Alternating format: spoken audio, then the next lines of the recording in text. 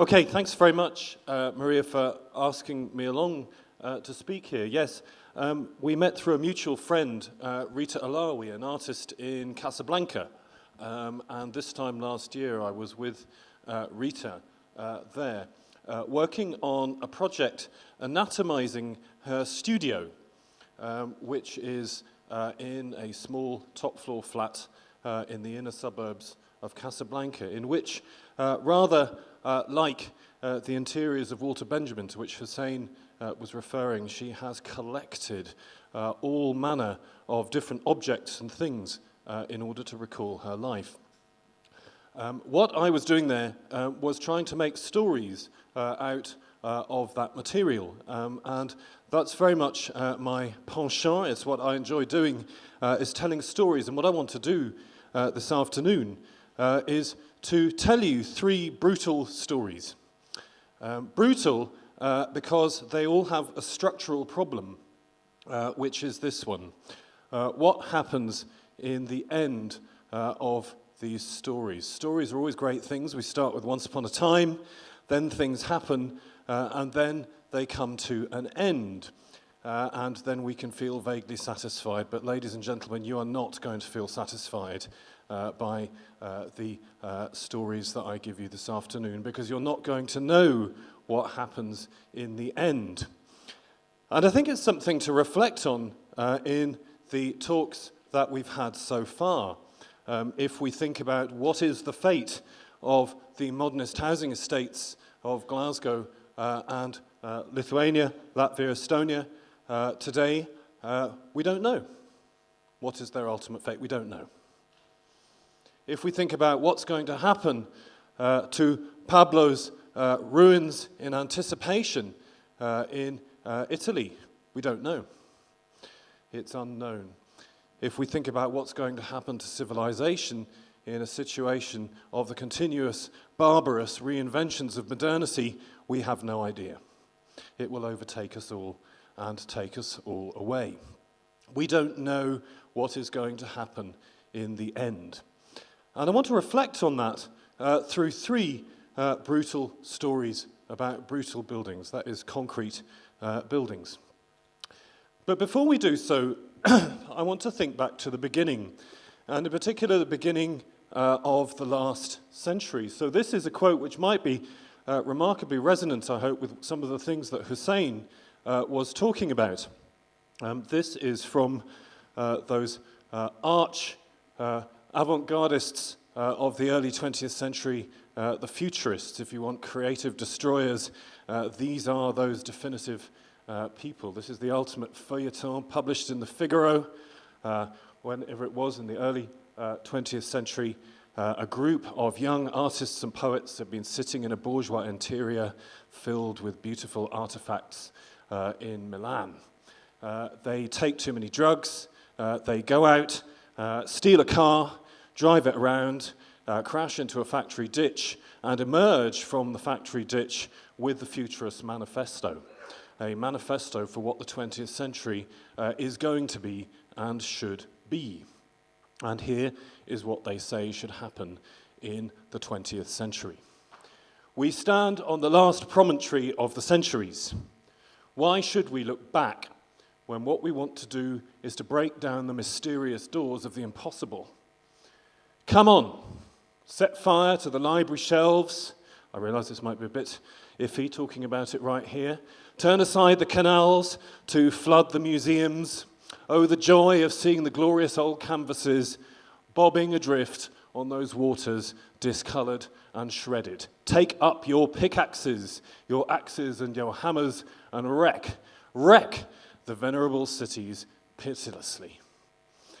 Written, kind of wonderful piece of drug-fueled avant-gardism. Could be punk in the 1970s, but it's poets in Italy in the 1990s. And it's a story which we like to tell ourselves happened repeatedly in the 20th century. And the great myth that we tell ourselves about modernist housing, for example, is very much that kind of myth. Here is one of them for you. It's down the road. Once upon a time, it's down the red road. There's a once upon a time of a great and wonderful vision. Here is the provost and his wife watching the construction of Red Road Flats. And of course, what happens, it all goes wrong. Whose fault it is ultimately contested in many different directions, but these places become tricky places to deal with. And so what happens to them? Well, they have to be taken away. They have to be destroyed. It's all happened before. It's a myth we tell ourselves again and again. Here is Shakespeare saying it in the late 16th century. The cloud-capped towers, the gorgeous palaces, the solemn temples, the great globe itself, yea, all which it inherits shall dissolve, and like this insubstantial pageant faded, leave not a rack behind. We are such stuff as dreams are made on, and our little life is rounded with a sleep. It's an easy story to tell ourselves. Buildings are the stuff that dreams are made of. We build them, we dream them up, then they're there, then we're stuck with them, then they go wrong, then we need to dissolve them, and they leave not a rack behind. It's an easy story to tell ourselves as architects. It's an easy story to tell ourselves as people who would like to criticize architects and what they do. But it's not quite what happened. You may remember with the demolition of the Red Road Flats, not only were they extremely controversial in relationship to the Commonwealth Games, they're also a failed demolition. And these are actually pictures I found on the Daily Mail sidebar of shame. But no shame about that. I think they're rather wonderful, showing the ruins of the Red Road Flats. They weren't totally destroyed. It took much, much longer than a single spectacular explosion to dissolve them. Instead, they had to be patiently picked apart, piece by piece. And here, along the way, we can find people beginning to do quite creative things with those semi-destroyed artifacts. Because when buildings might be the stuff that dreams are made of, but they are remarkably solid dreams. We had a question earlier about concrete. Concrete doesn't just dissolve. It doesn't just disappear. Foundations don't just vanish from the ground. Buildings are extremely hard to get rid of. And they do leave many wrecks behind all around them. And we have to live with them. So my subsequent two brutal tales are not about the dissolution of ruins. They are not about creative destruction per se, but about living with what we have kind of failed to destroy. Because history isn't so neat that we move from one period to another like that, inventing the world anew. Instead, as we can see right sitting in this room as we are, that we're always stuck with the things that other people have left behind on purpose or otherwise. So what happens in the end? Well, I'm going to start with my next story by starting with its end. And I want you to imagine me, I know it's unbelievable, it's 1989, it is November the 9th of 1989. Hands up, who can remember November the 9th, 1989. And I walked into the Henry Kelly Telly Room in my student halls of residence, and I was getting up to go and slave away in the architecture department. And my friend who was studying history said to me, well, we've got the day off. We turned up for our lecture, and the historian told us, go home, don't bother, we've cancelled the lecture series, and if you want to find out about history, go to Berlin. Because on the 9th of November, 1989, at precisely kind of 10:30, not precisely, but about 10:30 at night, the Berlin Wall came to an end. And I want to tell you a little story about that. And it's a story which starts with where most fairy stories actually end. An enchantment was lifted. This might seem a curious concrete building to choose to talk about, but I'd like you to imagine for a moment, for the next 5 minutes or so, that actually the Berlin Wall is probably the most significant concrete structure constructed in Europe in the interwar period. It certainly affected more people's lives than any single tower block ever did. In fact, it enclosed an entire city, or in fact excluded an entire city. And when I was a child, I can remember my father talking to me. Guy Burgess came up a little bit earlier, and the kind of all those spies who escaped in the 1970s and 1980s and went to the other side, so to speak. And I can remember my father saying to me, well, you know, this wall, this iron curtain, this thing, this barrier, this boundary across Europe isn't quite like other ones. It's not like other walls or other boundaries, because this is a magic wall.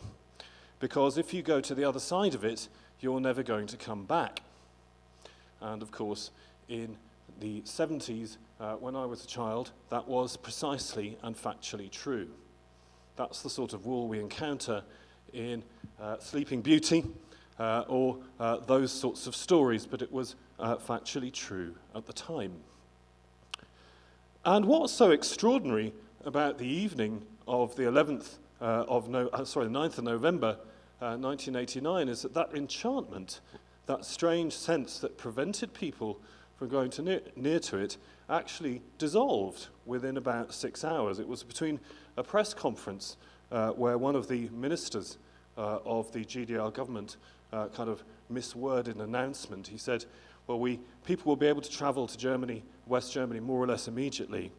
People didn't, they ignored them more or less, and they started climbing on the wall. This is the next morning. And something which people had died to approach a week before became something which they were standing on top of. Something which was enchanted became unenchanted. What did it turn into? It turned into that least enchanting of all materials, concrete. But it's not that unenchanting, because what you might notice is that this image has a kind of thing in the middle of it here. This is patent, I can't remember the patent number, but it was invented in the early 1990s as a way of fixing something to a postcard so it could contain an object in it. And that object there is, of course, a piece of that disenchanted concrete wall.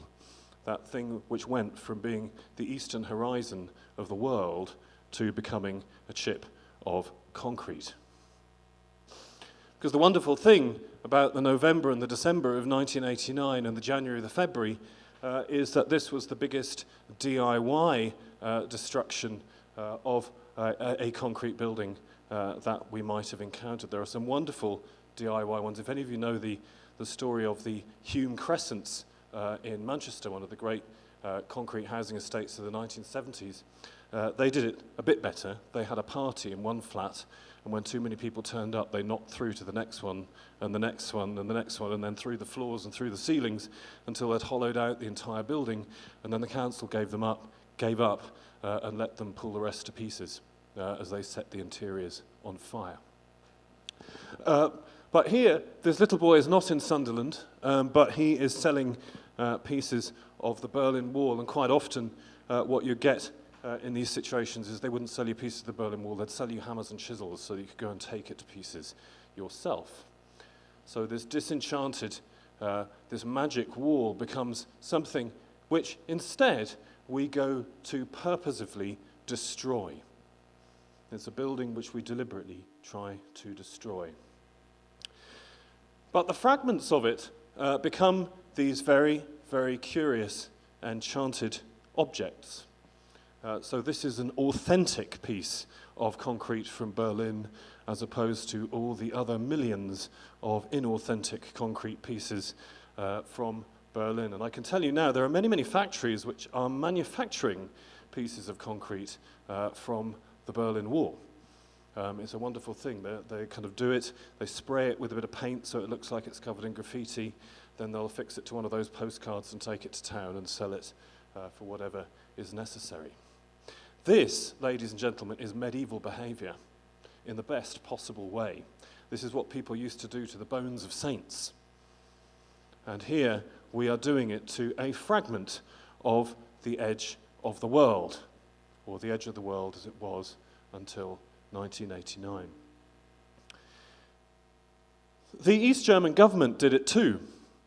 In order to pay off their debts, they shipped whole pieces of the wall to Monte Carlo in 1990 and auctioned them.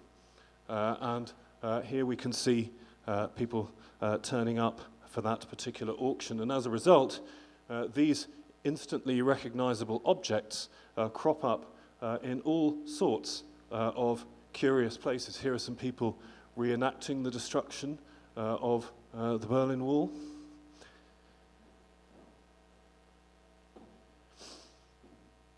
Okay, here it's kind of being historicized, painted up to become more historical, presented as a kind of painting. Okay, being bought and sold in the United States. And the scene for a wedding. And I think kind of, why am I, in a sense, talking about this very curious thing? I want to put in your minds the notion of transformation. When I was a child, this was the edge of the world.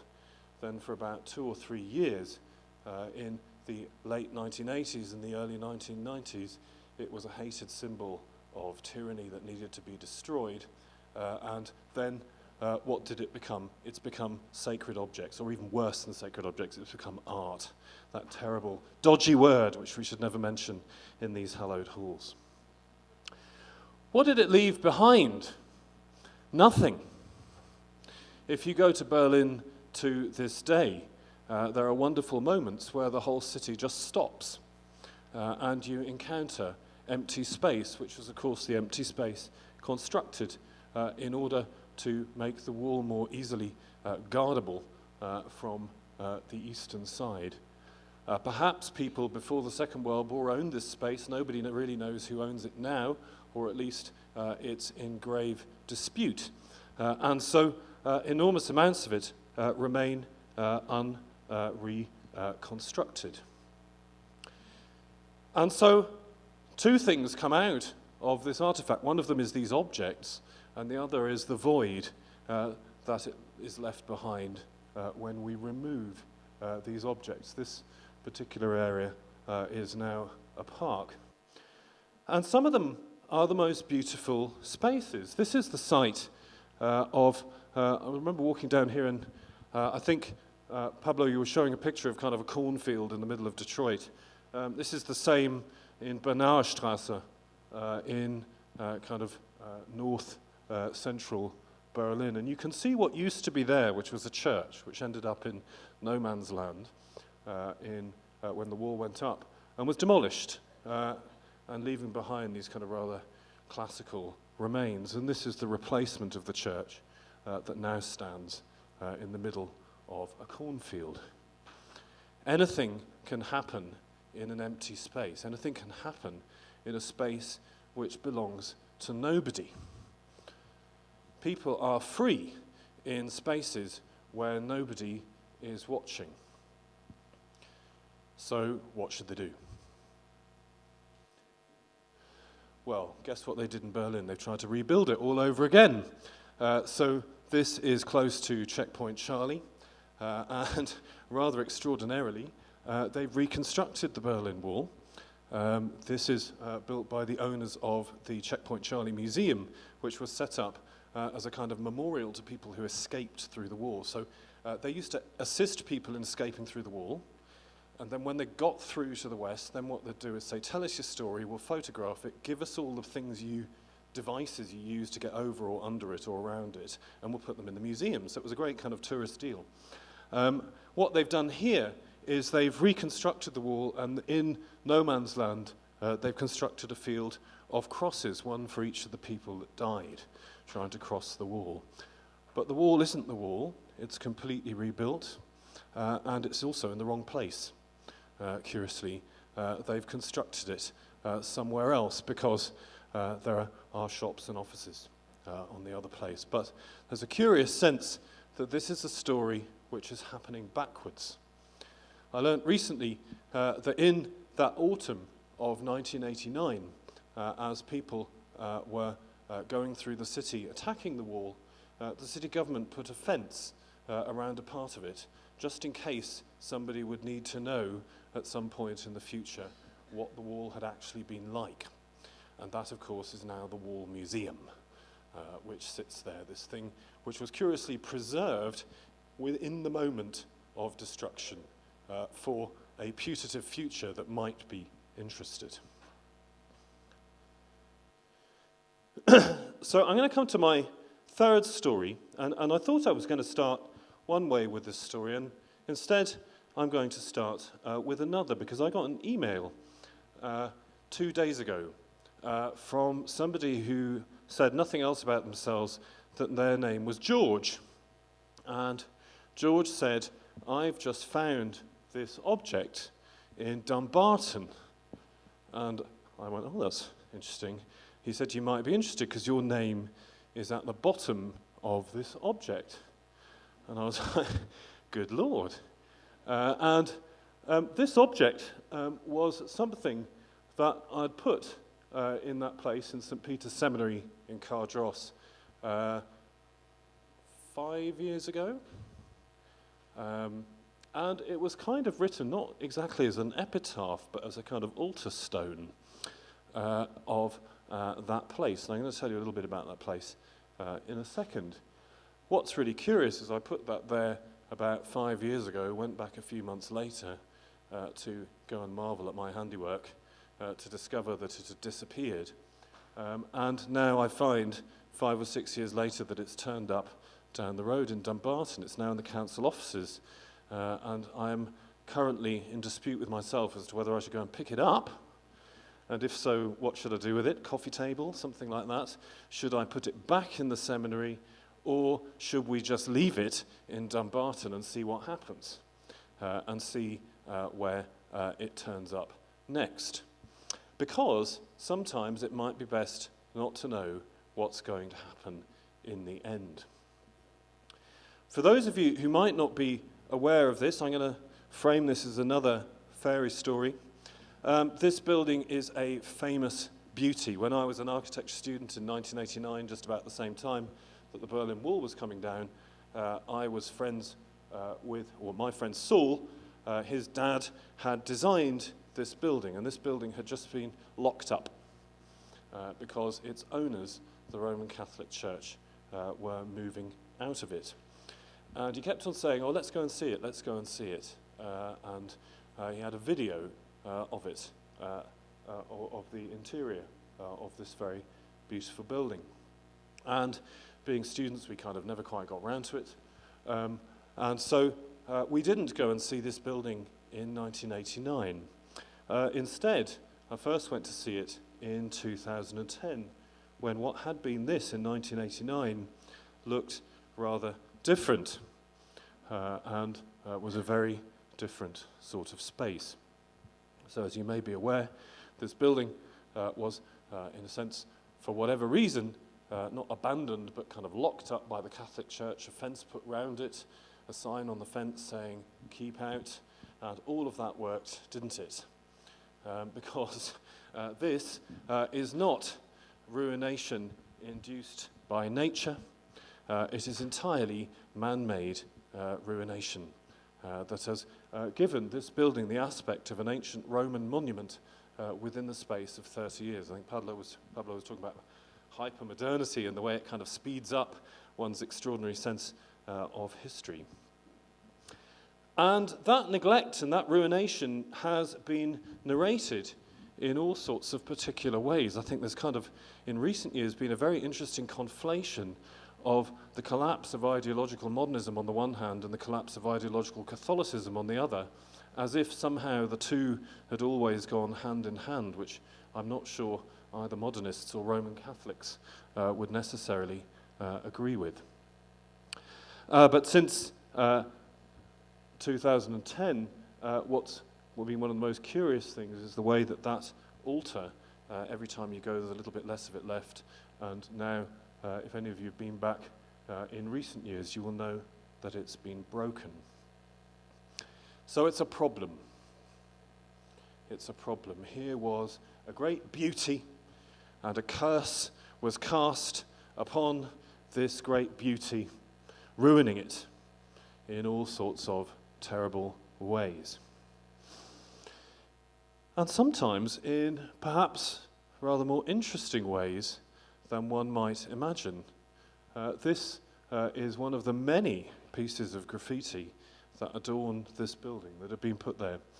And I think it's quite interesting because what it's showing is a load of wifeys in their kind of cardigans and their Gore-Tex, brandishing weapons made of kitchen implements attached to sticks. And what they're doing is using foxes as hounds to hunt a boar. So wifeys with weapons, hunting a boar with foxes. Okay, this is the creative destruction of which perhaps Walter Benjamin and the futurists were speaking, though I'm not sure for a moment that they imagined it would be the Women's Institute of Cardross who would be the avant-garde that were going to do it for them. And all over this place there are moments of surprising beauty and ever-changing beauty. This used to be a lecture theatre. You can tell that it was a lecture theatre because here are the remains of the seats. And what's happened is there's been a fire at some point and the beams of the roof, which was here, have collapsed onto the seats. And Gollum presides over that, except if any of you have been back more recently, in the last year, you will know that Gollum now has the face of Dennis the Menace. So he is an ever-changing monster. At the other end of the same lecture theatre, we have the Incredible Hulk, who's still there. And the burning seats, the ashes of the burning seats, have seeded a really beautiful field of mallow and goldenrod in what used to be this room up at the top of the building.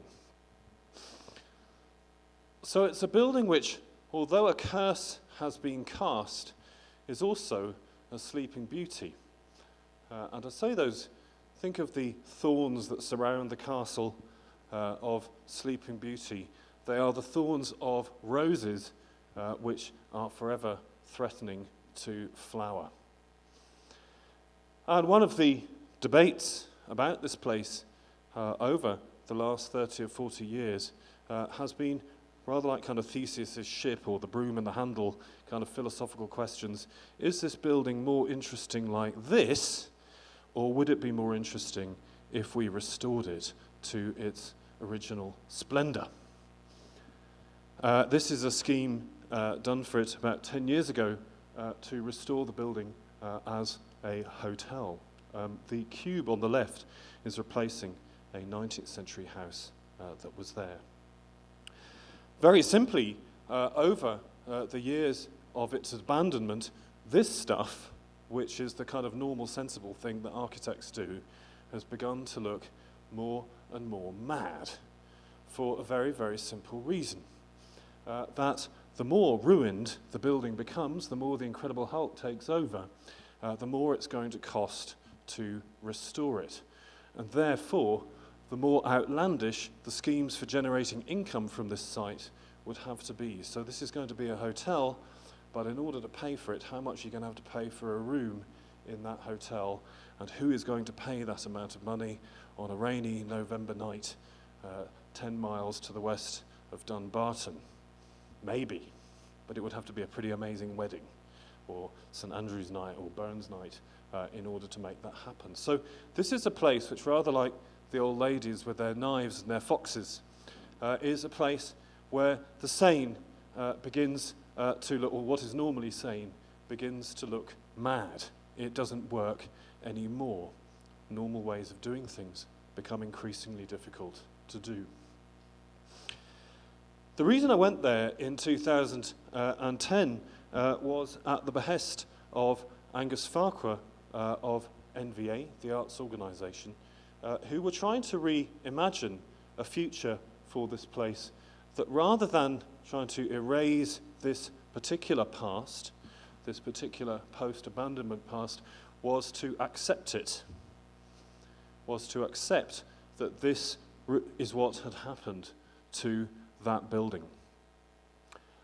And it couldn't be cleared away completely. It couldn't be undone. but instead it needed to be dealt with in some form or another. And we were involved in a number of kind of small workshops on site with people in 2012, which rather than trying to sit down at a drawing board and dream up some beautiful scheme where the whole thing would be made new, instead we were going to play with what was there, whether it involved this kind of thing, capturing and taking pieces of it, putting them in galleries and museums, almost as if they were historical artifacts. Again, that kind of hyper-modern idea of excavating the 1960s as if it was Rome or Greece. Or indeed, digging it up. This is kind of rather extraordinary moments in that process where actually digging up what looked like dense forest revealed kind of landscaping underneath it. Of course, one of the continuous obstacles and difficulties on a site like this was to do with risk. It is dangerous. This is dangerous, okay? Where I am now, I can't think how they got away with it at Glasgow School of Art. This is more than 600 millimetres here between this and this, and what that means is this. There should be a barrier here of a minimum of 1100 millimetres high. Any architects in the audience? How big should the hole be, that the maximum size of the hole in the balustrade should admit the passage of a sphere of a diameter of no greater than 100 millimetres? Okay, because otherwise everyone might die. It's extremely dangerous. Okay, and buildings are places which are designed, surely, to make us safe, aren't they? Isn't that one of the good ideas about buildings? Okay, there might be some exceptions like the Berlin Wall, but I think in general that made people safe, if not the people who tried to climb over it. But a ruin is not safe. There are holes in the floor. It sounds dumb and pragmatic. There are no balustrades to stop people falling over and killing themselves. There are not contrasting nosings at the edge, and so on, and fire escape signs, and so on, and so on, and so on. And that means that this place is attended, or going to this place is attended by extraordinary perceptions of risk. The first time I went there, I went on my own, and it was raining. And because there are holes in the roof, there's this kind of really interesting sound effect. So if anyone's been there when it's raining, but it's this most incredible, like, noisy place. And so I'm kind of creeping around, hoping nobody's going to spot me. I can't think who I thought was going to spot me, but, somebody. And then I heard somebody else. And I thought, what do I do? And so I hid. Because I was convinced. I was convinced that if they found me and decided to murder me, that would be my fault, because I had trespassed on the site and was therefore no longer covered by the law. Then several years later, when I was leaving that epitaph, I went with my mother, who was a completely different creature, and there were some youths kind of shooting up and sitting around a bonfire made of old lorry tyres in the middle of the chapel floor. And she just walked up and went, "Are you sure you should be doing that sort of thing?" And of course, they were absolutely terrified and put the fire out and ran away, as I would be if she asked me to do it. So what I'm showing here is and actually kind of one of the interesting things to think about here is that risk, and this goes to actually perceptions, for example, about housing estates. They're really dangerous places, aren't they? Or maybe they're not, But risk is something which is curiously negotiated. So how come there isn't a balustrade here? How did they get away with it? Somebody in the Students' Union will have had to argue this case. And why, when you go to the White Cliffs of Dover and Beachy Head, which are famous for suicides, is there not a wall to stop people jumping off to their certain death? Instead, there is a telephone box to call the Samaritans, and that is how the risk is dealt with in a different way. The platforms of railway stations are other situations where this takes place, for example. So one thing we did in these workshops that I found particularly amusing was trying to get people to negotiate risk in this ruin, in this place which people perceived to be exceedingly dangerous. So we got lots of hazard tape and traffic cones and chalk so you could draw around, you know, the sort of dead bodies that we were bound to produce in the workshop. And then I went along to Toys R Us and got some kiddies' furniture and said to people, well, where would you be happy for a child to play or sit or spend their time in this ruin? And I want you to negotiate that space and tape it out. And I want you to look up, and if there's a bit of wood that's about to fall on your head, well, that's probably not the place for you. If there's a hole in the floor, if you're too close to the edge, that's probably not the place for you. So we kind of did this. We negotiated a series of spaces which we worked out, according to the building regulations, were safe. And then so the little children could come and play in this tent or sit at this chair and table. And if they could read, they could see "Fuck the System" or "Phil Eats Cock" sort of arrayed behind them, posing all sorts of different dangers that they might not have imagined were there. So risk might be perceived in cultural terms as well as in physical terms. And there are a whole number of these things. There were exercises in gardening, there were exercises in getting people to take people on tours around the site and so on. And there was an inexhaustible inventiveness of Angus and MVA in working with people there. What one must recognise, and I think, again, this came up in the respect of the incomplete ruins, was that local people actually, a lot of them thought this was really horrible and really terrifying and should be taken away.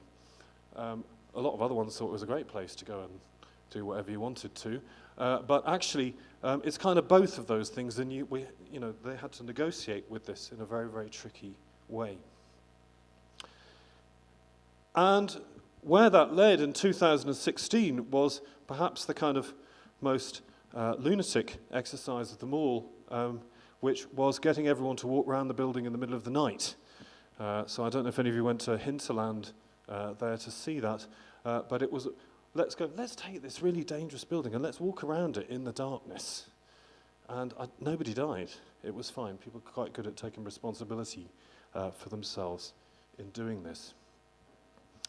All the while this was happening, I get about one student every 6 months. I teach interior design, and I get one student every 6 months going, oh, I'm designing a reoccupation of St. Peter's Seminary.